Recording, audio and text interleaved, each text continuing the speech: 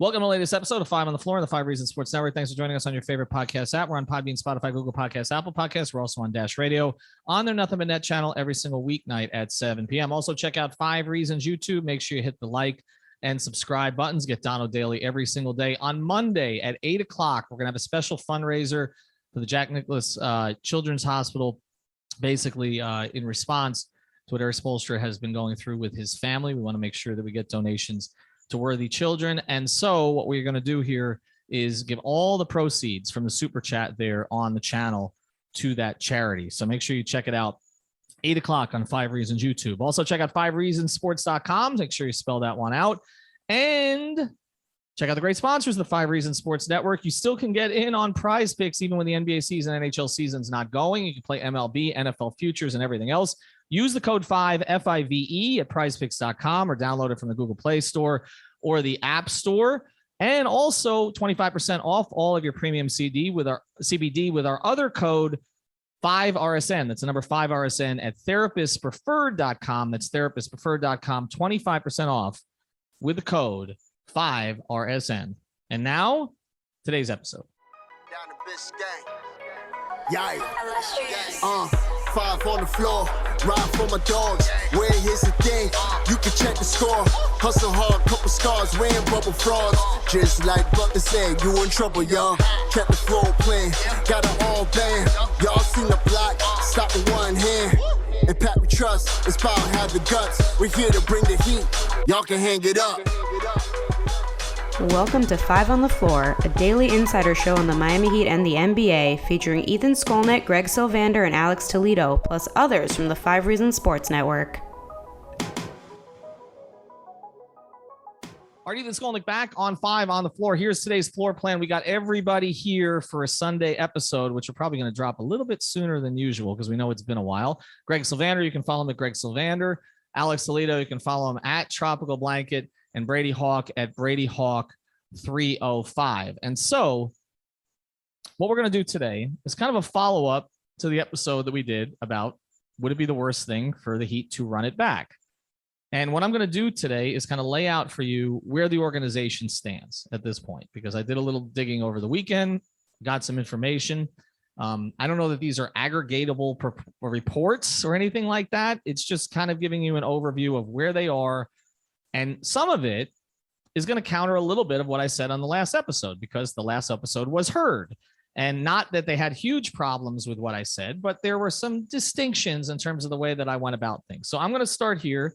I know Greg has been filled in on all this info that we're going to discuss about, so he can't act too surprised, but maybe Brady and Alex will, and we're going to focus on really all of it. But I'm going to give you the major point here.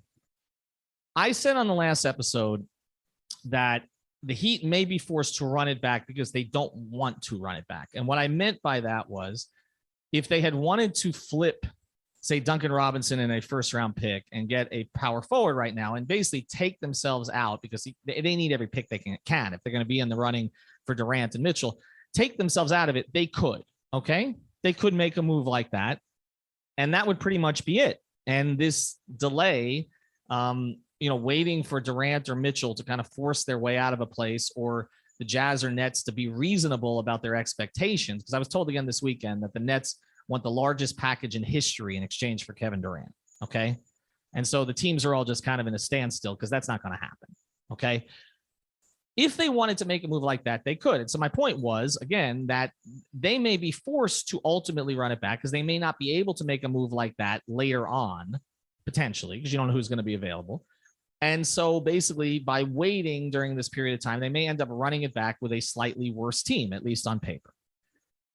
The way that it was rephrased to me is this. The Miami Heat like their team. They don't have a problem, quote unquote, running it back with this team. They wanted to keep PJ Tucker. He was their number one priority in free agency. Nobody else.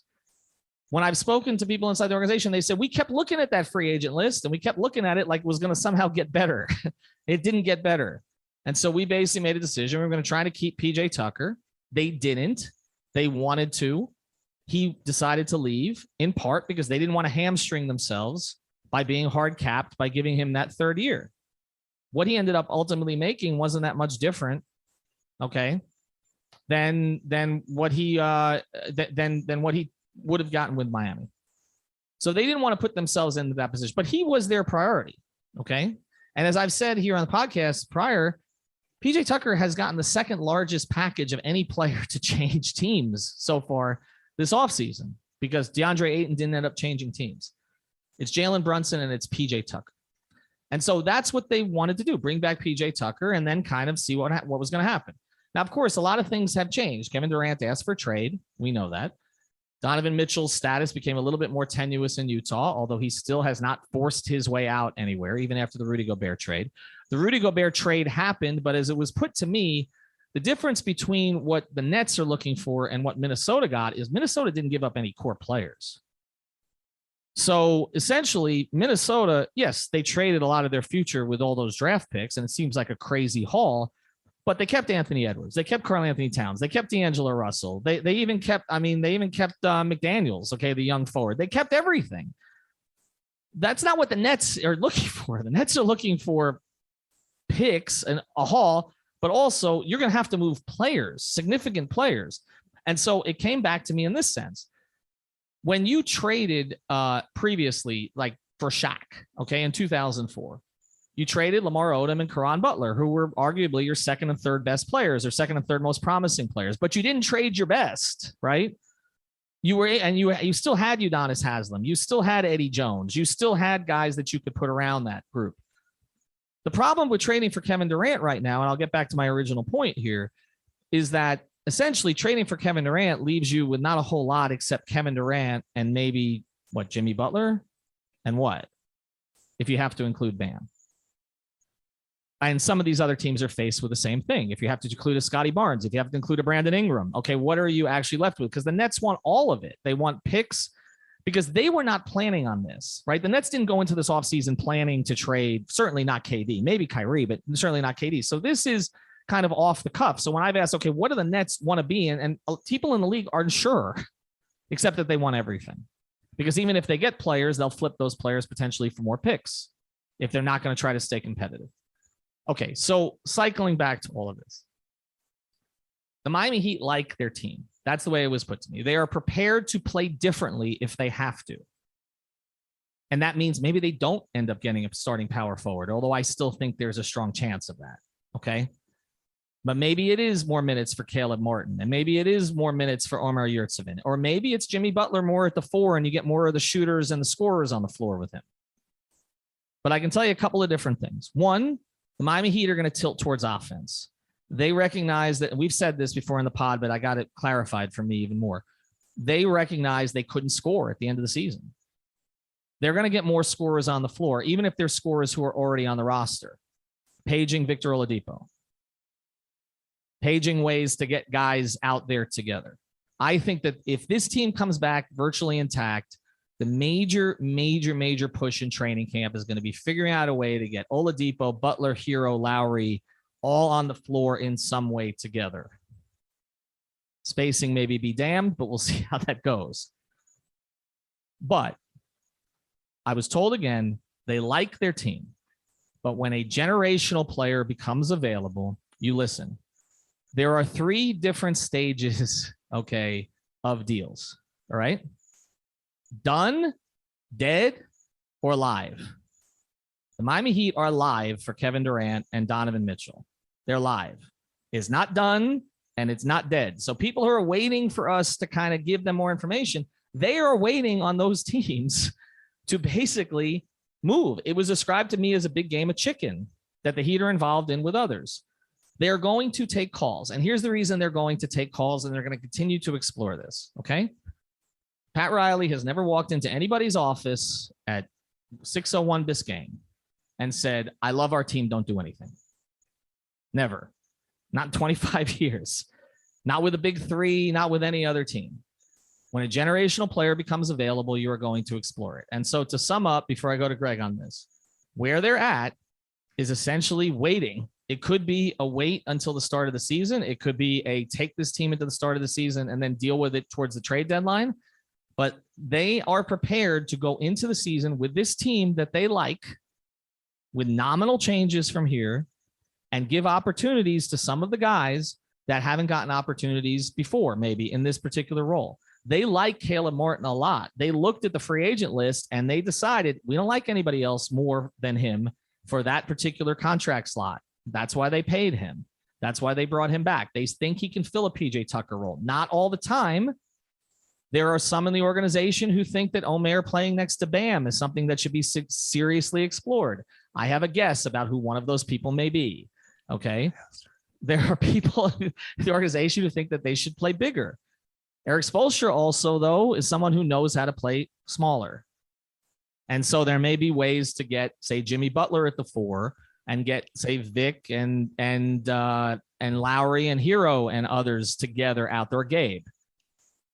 Here's the other thing I wanted to say, because Tyler Herro is going to come up in this podcast. And there's more I'm forgetting here. And Greg, I'm sure if you go back through our text string, you'll find it. With Tyler Herro, they are kind of caught in between in a lot of different ways. And Tyler is caught in between. They like Tyler a lot. Okay. They want to extend him.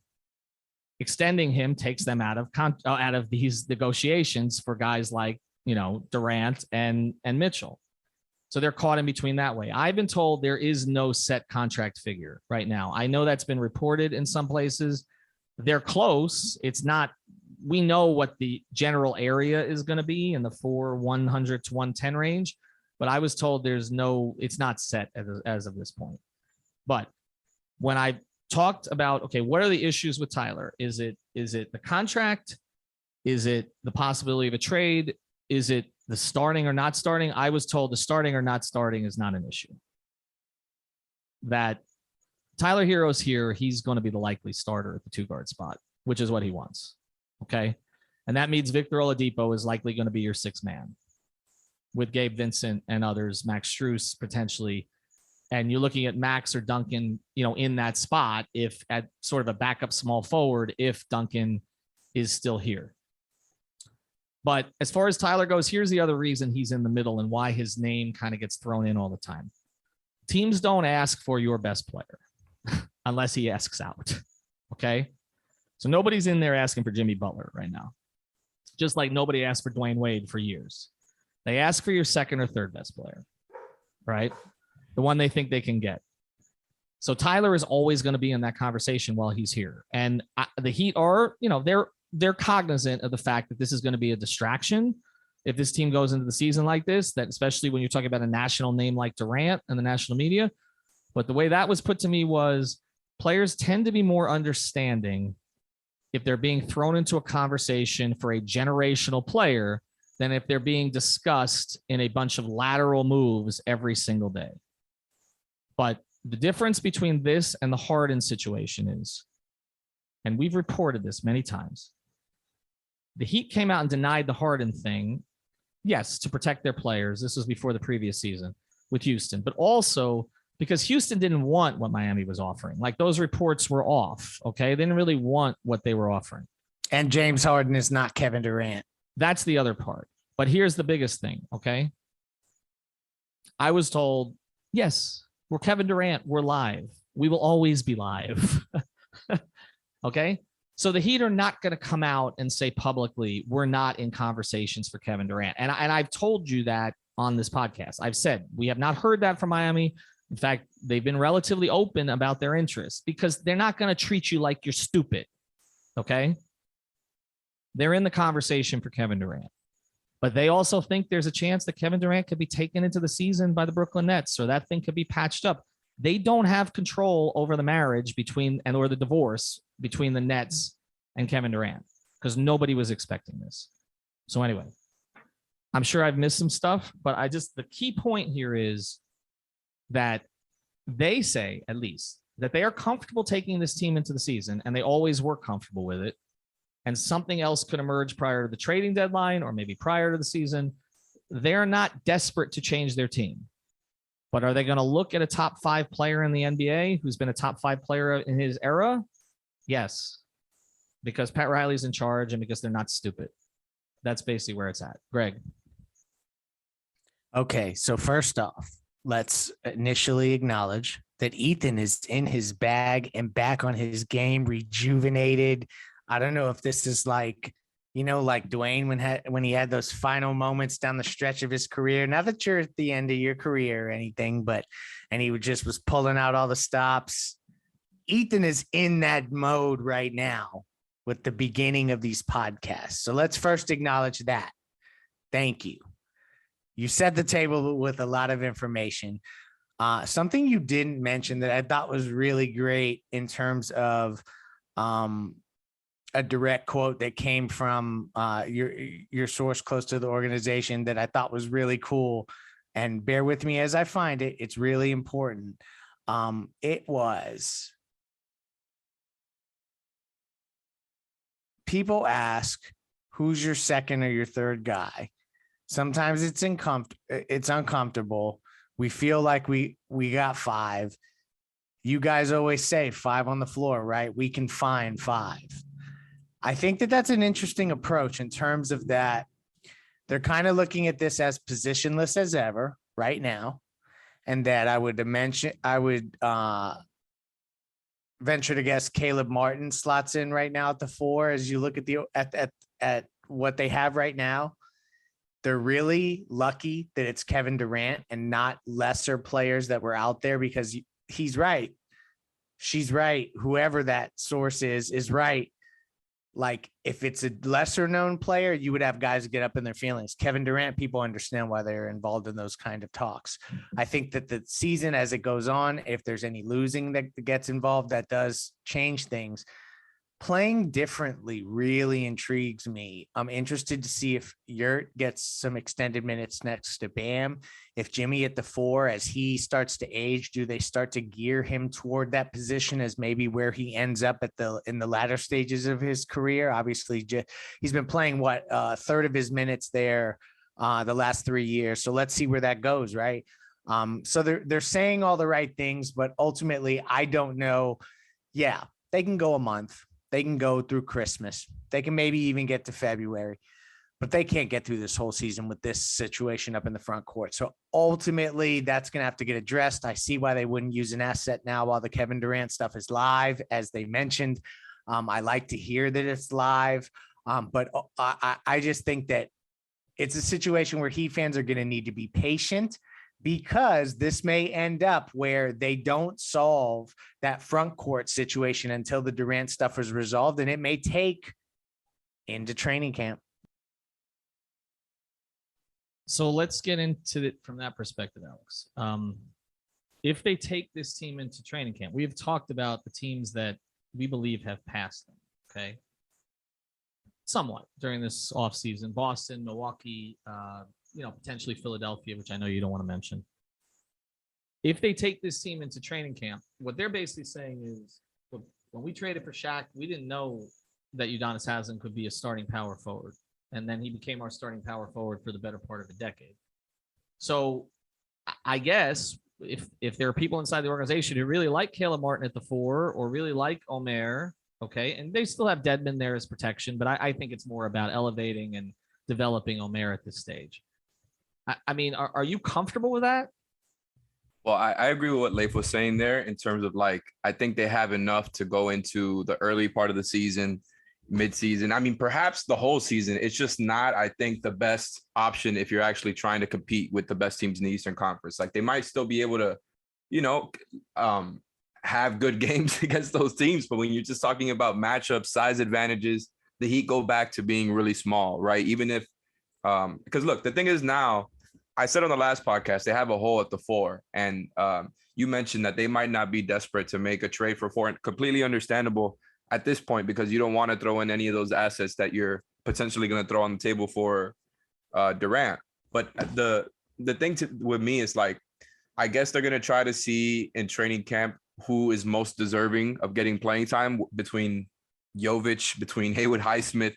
Obviously, Caleb is going to be in there. He's kind of the guaranteed one. We just don't know if he's going to be starting or not. But those guys, they obviously picked up Darius Days on a 2-way contract, immediately promoted him over their other summer league guys. So maybe they have some interest in him. And just in general, obviously, Jimmy is a 4. They're probably not going to run that out too much, I think, until the playoffs. But if the roster as it stands now, like, stays this way, Jimmy might have to play some 4 during the season. It just depends on who's in and out, but they do have a good amount of guys in the room now, right? I think none of them are people who fans are very, very comfortable with as starting power forwards. But between Jovic, Highsmith, Caleb, Darius Days, and even Omer, who I'm not expecting much because I just don't think it's in Spo's blood. But I'm not expecting much Omer and Bam minutes together. I'm expecting him more as like a backup 5 type of thing. But if that's something that they throw out there, like that would be fun to see if he could actually be an actual stretch big for you. So they have options to get through the season with. But I just think it makes like hearing that type of messaging probably makes fans uncomfortable. It's like it's Durant or nothing. I mean, I think so. I mean, to a certain degree. I mean, look, can they pivot and make a move with a pick with Duncan? Duncan kept getting mentioned to me as a potential member of the rotation, but I mean, we know obviously that that's the contract that would have to be moved for power forward. And we know there's duplication there with Strus, particularly if what we're going to talk about in the second part of this podcast ends up happening, which is that Tyler Herro gets moved to the starting lineup. Then you're talking about, Depot and Gabe as your backup backcourt. And then you have one slot. I mean, you have one slot, for a shooter with the two of them, and it's going to be Max or it's going to be Duncan, and that's the way it's going to go. Then you add a big. I mean, that's your rotation. So Brady, I'll go to you on this. I want to devote a longer episode to what they would look like with Omer as a starter in the front court, what they would look like with Caleb as a starter in the front court. Don't give me that look, Greg. What they would look like as, I don't know, a Highsmith. I think there's duplication there with Caleb. Or what they would look like with just Jimmy Butler playing a ton of 4, okay, which I think is another direction that they could go, which is opposite of the direction that the guy who wants to play 2 bigs would go, but it might be the direction that Eric Spoelstra would go because that is the direction he tends to go. But I just give me a quick synopsis here. I mean, if they were just plug and play, say Omer, Caleb, Highsmith, one of these guys in the starting lineup, how concerned would you be? Well, I think going one for one, the first one with Caleb Martin, we talked all season last year how he was kind of the filler for Jimmy. He wasn't the guy next to Jimmy. He was the filler behind him. The other reason for that was the lineups with Jimmy, Caleb, and Bam were not really that good at times. And maybe that was because there was a net extra creator, which ties into our next kind of segment with Tyler. Maybe that bridges the gap, but I'm still not confident in that fully. If you look at the lineup, Lowry, Herro, Butler, Martin, Bam this past season, they only played 17 minutes together. And trust me, once again, this is a very small sample size, but a 65 offensive rating and 105 defensive rating, like a very bad sample size right there. But I think they just do too many of the same things. You bridge some of the things defensively. You could switch out on the perimeter, but just as a whole, I don't know if you're as confident. The Butler, Caleb, Bam 3-man pairing had 121 minutes logged. There was 102 offensive rating and 111 defensive rating. Still, just I think ideally you want Caleb behind him. He could be the filler in a starting lineup when Jimmy's out, as we saw this past season. But that's kind of where that stands, I think, right now. The Yurtseven thing, I've been saying, I think if Yurtseven's on the roster and he's not that sweetener in a deal, I think he's 100% the backup big on this team and he's getting rotation minutes.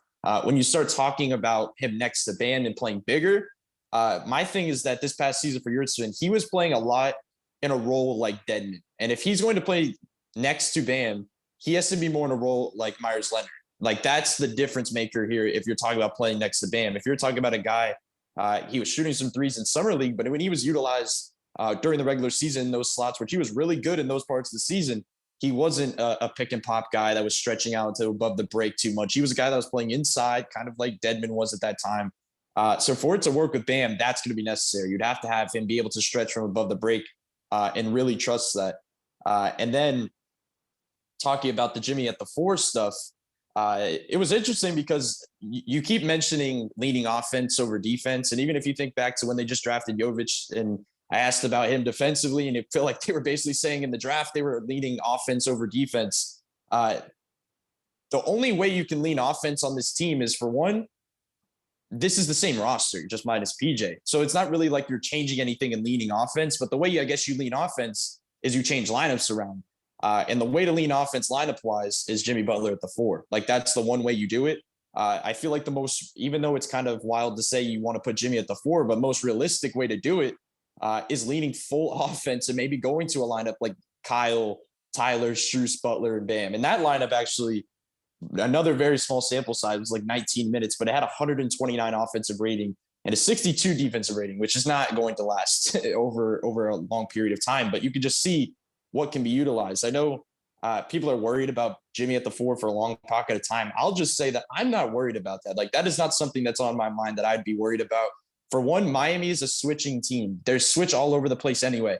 Jimmy guards 4s on a regular basis when he's playing the 3. Like, that's the way these things work, that just kind of putting that like it's just going to happen one-on-one. Like, it's just one guy guarding one guy. This team doubles, they move around. Like, that stuff is just not a worry. But overall, I think the question becomes, how do you manage it? I think the Yurtseven and Caleb slots just slotting into a starting lineup can be really choppy. And if it is true, the point you keep making about leaning offense over defense, I think the most realistic thing, like I just said, is just going full offense. And that leads into the Tyler thing that we're going to discuss, but that's what opens these things up. If you're not worried about defensively, and the last thing I'll say is, if you are leaning offense and you go that way, there's a lot of topics going constantly around about Bam and what he could be offensively and pushing him forward. The conversations are not viable next season at that point if this is what he's dealing with. Like, he's going to have a lot on his plate defensively to make up for if you're leaning offense, that if you're having the conversation after games that he needs to be doing this, that, yes, he's your franchise player. Yes, he's on a max contract, but he's going to have a lot on his plate defensively. And I think he can do it. But the question becomes, can he do that along with making a major leap offensively? I think that'll be the question with the way they kind of move forward. All right, we're going to get into this in more depth in future episodes. I do want to do a quick hit here on Tyler, because that's kind of the other major topic that we were going to get into today. So we're going to hold some of that stuff. We will go through all of it this week in terms of what they would look like with these various guys at the 4, and we'll let others weigh in on that as well. Before we do want to tell you about another great sponsor of the 5 Reasons Sports Network, our friends over at Water Cleanup. Are you a South Florida property owner with an insurance claim dealing with water, mold, or fire damage? You got to reach out to Michael, Robert, and the rest of his team. They're Water Cleanup of Florida. That's watercleanupflorida.com. Or you can call Michael on his cell phone at 954-579-0356. That's 954-579-0356. More than 60 years of combined experience. Michael, Robert, and the team prepared to handle any size disaster. 3rd-generation contractors in South Florida. They want to maintain their sterling reputation. I've told you before about how they didn't take a job that they didn't think they can do. I think that's as important as the job that they actually do, which is a great job. So reach out to Water Cleanup of Florida, 954-579-0356.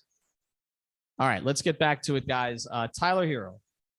And I think you understand what I'm saying. He's basically good enough for teams to ask for him, but not good enough yet for the Heat to completely pull him off the table. So he's in limbo that way. He's in limbo a little bit with the contract because they can't give him the contract and then have the flexibility to go after some of these whales. And then he was in a little bit of limbo with the starting situation. So I'll go to you, Alex. I'm confident he's going to be a starter. I think he comes back. I think he's going to be a starter. So what do they look like? Because their lineups with him were not real good, right? So how do they make that look better? Well, I think a lot of those lineups, if you're trying to be optimistic about Tyler starting, just outside of, that data specifically, included a lot of PJ Tucker, right? Because that was kind of the presumed closing 5 for most of the season until it wasn't, when we got the actual context in the playoffs with guys being in and out, guys being hurt, et cetera. Just in general, I think there's a lot of upside with that lineup because I think Tyler can give you a different look and different types of offense there, where you don't got to rely on guys who aren't necessarily good at getting their own shots to spring open and then using your best players to funnel it to them. And because we know that that's how they generate their spacing, right, is through the shooters that are not necessarily their best players. And I think Tyler is kind of, more of a dynamic player where he can come off some of those same sets and do different things. And although it hasn't been great yet, if they're going to go smaller, go more offense, I definitely see upside there. I could absolutely see why they're going to just pivot and go that way if they remain with the same roster. It makes a lot of sense because you can't really stick to that same identity, I think, as they had last year, where even though they could still be a very good defensive team, still switch a lot of things, I think it's they probably, I don't know, I might be wrong about this, but they might, I'm expecting them to not make it their base defense when it comes to switching everything the way it was last time. Maybe they're not going to drop everything either. You know how Spo can get really creative. It might be a zone year again. It's never just one thing, but I'm expecting them to be a good defensive team again and for them to try to experiment a little bit to try to go into the, you know, the upper echelons of the league. And I think a lot of fans might be skeptical at that happening, but I just think if you're giving Jimmy a lot more spacing, Bam a lot more spacing, I think it's going to be easier for them. Kyle works perfectly in that type of, I think, situation. And, you know, all these guys have run these types of things before. I don't know. I think there's a lot of upside there offensively with Tyler, even though I'm not 100% sure he's going to be the starter. I still kind of expect it to be a training camp competition. Maybe that's naive of me, but I do believe that that's how they operate when it comes to these things.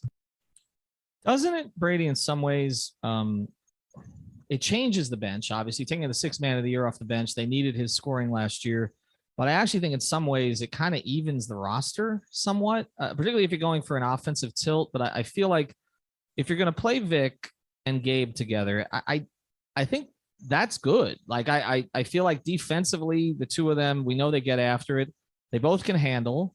They both can play off the ball a little bit. Obviously, with Vic, that has to be a little bit more of a work in progress with this particular group. But then you put a spacer out there in Strus, right? Potentially, you know, a guy who we can see can guard up a little bit because he's physical. I don't feel that's the worst thing here, right? My concern is really more Tyler getting his looks in the starting lineup than it is what the bench would look like. Yeah, and especially if you're bringing back the same team, sometimes like a different look like this can change things. Like it gives you a different look as a whole and maybe makes things work a little bit differently. The bench, I have no worries about. Like, I think the bench should actually be pretty solid. Like you said, the Gabe Depot lineups were actually really good. Something else I mentioned was a very random combination that worked, no matter if it was end of games where the guys were sitting out. Gabe Vincent and Omer Yurtseven pick and roll just was so dominant for some reason that Gabe just always found him. And there was always those type of plays that worked. So having them off the bench as well. And let's just say for the odd reason you go for the starting lineup with Max in the starting lineup and Jimmy at the 4, you throw Caleb in that mix. And now you have 3 absolutely really good defenders in Gabe, Depot, and Caleb. And that's a pretty good starting point. But like you said, I think the big worry in general is just more of the Tyler thing. The question becomes, Zach Lowe put a nice piece out on Tyler recently, and it's something he mentioned a lot was about the off-ball stuff, about that being the next kind of evolution of him, is kind of realizing what he can do off the ball when it's the ball's in the hands of Jimmy or something along those lines. And that becomes much more crucial when he's in the starting lineup. Like, there has to be times, you mentioned the Kyle, Tyler, Depot, Jimmy, Bam lineup, which just sounds very awkward on paper. It sounds like just when you kind of say it. But Tyler would have to learn, I guess, how to be utilized a little bit differently and just kind of not have the ball in his hands and be thrown off different curls and pin downs and stuff like that. And maybe it can be unlocked. I was looking at some of the numbers with the Tyler Herro, Jimmy, Bam lineup had a 94 offensive rating and a 98 defensive rating this season. Like, it was just a very awkward line, just number in general. We talked about that. In the playoffs, though, it was seen for 25 minutes because guys were constantly in and out. And it was 142 offensive rating and 104 defensive rating. So, like, we saw a little bit of a turnaround. And I know some of the earlier series kind of fed into that, and when things were rolling with Tyler and Bam specifically. But it's going to be interesting to see how it's utilized. I think Tyler's the piece that, if he is back, changes everything, because I'm fully there that I think Tyler's 100% the starter. I know Pat said that he'll have to earn it in training camp. And I know people keep bringing that up. I just really believe he will earn it. Like, I think he will earn that. And I think Depot off the bench in that 6-man role, even though Tyler just proved himself that he can do that and he won 6-man of the year, I think that fits Depot really well, just to give him his own lineup, allow him to do things, create on his own. We talked a lot about maybe Depot and Jimmy getting in the way of each other at times because it was just trying to fit on the fly. This gives him some time to just be integrated differently and to be utilized. So a lot of this will be on Tyler, just seeing the way things just go. And I also want to say the last thing is, sometimes teams get predictable over time. Like, sometimes offenses that are run, like when the Duncan DHO was being spammed, teams began to figure it out and they pretty much ended it. You have an offense that's being pretty much running the similar way, just like with handoffs and Jimmy going and Bam pick and rolls and just kind of having that extra shooter at the 2. Putting Tyler at the 2 forces you to change your entire offensive game plan from the jump. Like, this challenges you basically just change your approach. And I think this is a good thing. I think if they change their approach, this is the way they lean offense. They allow Tyler to do different things and allow him to splurge offensively and just see how it meshes overall. And then you could kind of make your moves at the deadline as it goes. But if they do run back this team, once again, You keep Ethan bringing up this quote that leaning offense over defense. This is pretty much the way you do it. So close, Greg. Let's go to it. And our sponsors, again, Prize Picks, use the code 5FIVE, Therapist Preferred, use the code 5RSN, and then check out Water Cleanup of Florida if you got the schmutz. They got the guts. All right, take us home here, because we'll dive into more of this stuff individually. We just wanted to get an episode out here today quickly. Yeah, I think a major takeaway is that the Miami Heat organization is not desperate, and they are not as desperate as the fan base to make changes. They understand how close they were. I think that they are prepared to wait. They're in a unique circumstance where they have the depth and the interchangeable parts to wait. And I think that will be to their advantage as these negotiations play out. I don't see Kevin Durant getting a historic call. So I think that they're doing the right thing by just seeing this thing through. Tyler Herro and such, obviously, like you said, if they're going to wait for anyone for an extension, it would be a player like Kevin Durant. I think that they all probably looked up to KD as they were growing up, so they get it. So ultimately, a lot of that makes sense, but where this will just get trickier as we get closer to camp and we have a lot of time to get there is that, winning cures all and losing makes things start to smell funky. So we'll just see how this plays out, but there's plenty of time, and that is the beauty of this. And lots of good, fresh intel that we will get to unpack further on the next episodes throughout the week. Yeah, and I did mention a lot of this stuff on our Off the Floor feed over the past couple of days. So if you were subscribed there, I apologize because you already know, but we appreciate you. So thank you very much. It's $3.05 a month, and you get a 1-week trial. And I post it right at the top of 5 Reasons Twitter. All right, check out Monday night. We're going to have a whole bunch of people from our network, but also from other networks like Miami Heat Beat. Dos Minutos is going to make an appearance. The coach, Tony Fiorentino, is going to make an appearance. We're going to raise some money for children who need it. Yes, the coach is going to make an appearance on Monday night. So this should be a fun episode. So everybody have a good day. Good night. And we'll just keep updating as we go. Thank you for listening to the 5 on the Floor on the 5 Reasons Sports Network.